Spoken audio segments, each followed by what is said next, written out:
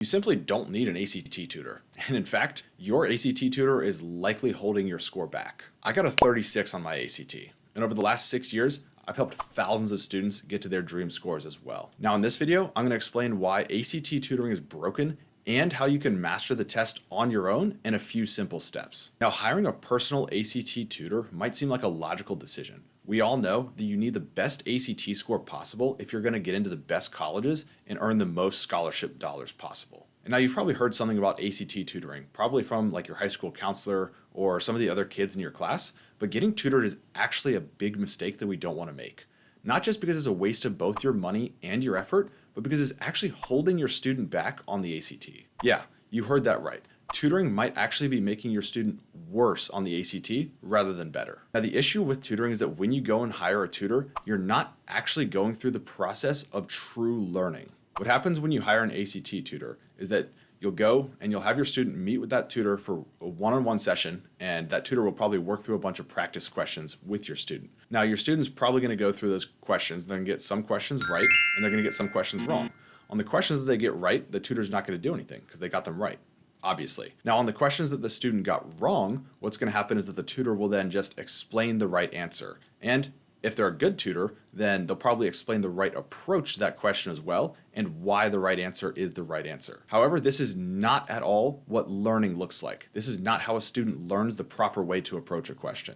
All that happened right there is that the student was spoon-fed a bunch of information, and then maybe they regurgitated it back to the tutor when the tutor asked if they understood what was going on. In this case, all you're doing is you're just hoping that when the ACT tests that concept again in a different question, they test it in the exact same way, and the student can just regurgitate the exact same process that they explained back to their tutor. And that's only if the student took good notes, paid good attention, and was able to remember everything that that tutor just explained to them. Now, that's the absolute best case scenario for how a student can possibly improve their score when they're working with a tutor one-on-one. But the reason why this doesn't work on the ACT is that the ACT doesn't just test these concepts in the exact same way over and over again. What they do is they have certain question types that look very similar, but if we don't genuinely understand what the concept is that they're trying to test, and we don't understand the question type that the ACT is asking of us, then we're not going to be able to replicate that correct answer the next time that they ask that question. What's probably going to happen is that the student will actually get confused on very similar question types, and they might even end up applying the wrong process to a different type of question that they think was that same type of question. For example, I've actually seen this a lot of times with a specific type of English question. Almost every student that I've worked with who's had tutoring in the past prior to working with me has heard that the English section wants answer choices that are short, concise, and straight to the point. So what's going to happen is they're going to see a question like number 26 right here, and they're going to see that this question has some wordy answer choices, and they're just going to think, oh, well, I just need to go with the shortest and most concise answer choice. But that's actually not what this question was asking about. This question was asking about a dangling modifier, and if the student didn't recognize that, then they're probably going to pick the wrong answer. Same thing over here on question number 28. When they see a couple of answer options that all convey the same idea, what they're going to do is they're going to try and cram that question type of conciseness and short and straight to the point into a question that's not really asking about being short and straight to the point. And now this question might throw them off for a while. They have to spend a little bit of time thinking about it, or they're just going to go right with the wrong answer choice, and then they're going to move on thinking that they got the right answer. But in reality, both of these question types are actually different than the real short and straight to the point type of question, which would be like question number 44, hopefully here on the screen somewhere. What we have to be looking for on these questions is repeated information. If we don't see repeated information, then it's not the question type that's asking about being short and straight to the point. But a student wouldn't actually be able to figure this out if they're just being spoon-fed information in a one-on-one tutoring session. The way that we get to not being confused on these question types requires a genuine understanding of the problem and what the ACT is really asking you about, not just having information, again, spoon-fed to you during a tutoring session. So what students need to do is understand how to learn independently and make sure that they know how to identify a question type on the ACT and then understand the process that they need to go through in order to solve that specific question type. And if your student is only trying to learn when they're with a tutor in a one-on-one session, then that's not actually learning.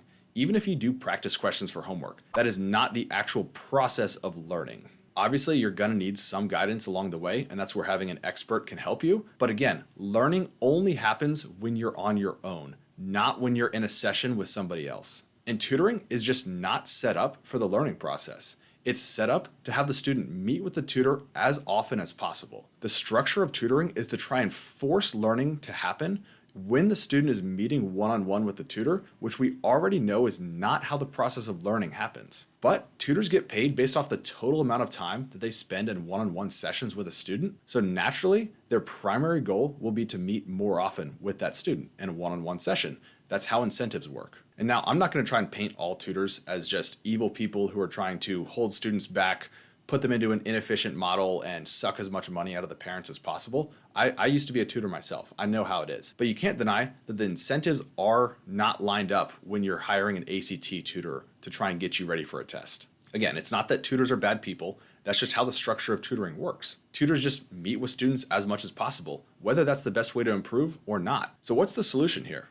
Well, the solution is ACT coaching rather than ACT tutoring. The difference between coaching and tutoring is that ACT coaches are not incentivized to meet with the student as much as possible. What coaches do is they identify the highest priority areas for the student to work on, they lay out a schedule for how to approach those areas, and they show the student how to actually learn, how to actually go through that learning process so that when they see a certain question type on the ACT, they understand exactly what they need to do. And then they guide them along the way to make sure that they're actually going through this process of learning after they show them what to do. And of course, ACT coaching still involves a heavy amount of one-on-one meetings between coach and student, just like there would be interactions between tutor and student. But with ACT coaching, that's not the only time that the student is trying to actually learn the concepts and learn the material. The goal with ACT coaching is to just meet with students as much as is actually necessary and to explain the concepts where the student needs to have the concepts explained to them, not to just spoon feed information to the student and prolong the learning process by meeting as much as possible. Now, this process is much more efficient for everybody involved.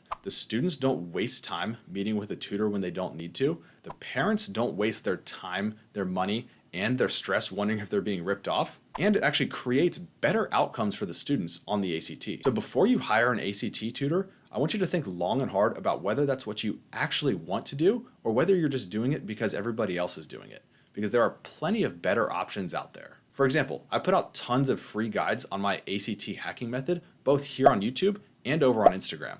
And this ACT hacking method is a proven 3-step process that's extremely simple, and it shows you exactly how you can take your score from wherever it is right now up to that dream score that gets you into the college that you really need. Just using this free information that I give away on the channel is a much more useful approach than trying to hire an ACT tutor. And if you're interested in getting more personalized ACT coaching, not ACT tutoring, but ACT coaching for your student, then what you can do is check out the description below. There will either be a link to somewhere where you can fill out a form to apply to work with me, or it might just send you over to my Instagram page where you can send me a direct message. I personally respond to all the direct messages on there, so if you're looking for more information, then go ahead, you can click any of those links down below in the description, and if it takes you over to my Instagram page, then just click on my profile and click the message button, and you can message me there, and we can talk about a plan to get your student to their target score. Other than that, stay tuned to the channel, both here on YouTube and over on Instagram, for more free guides on how to improve your ACT score and get into the best college possible.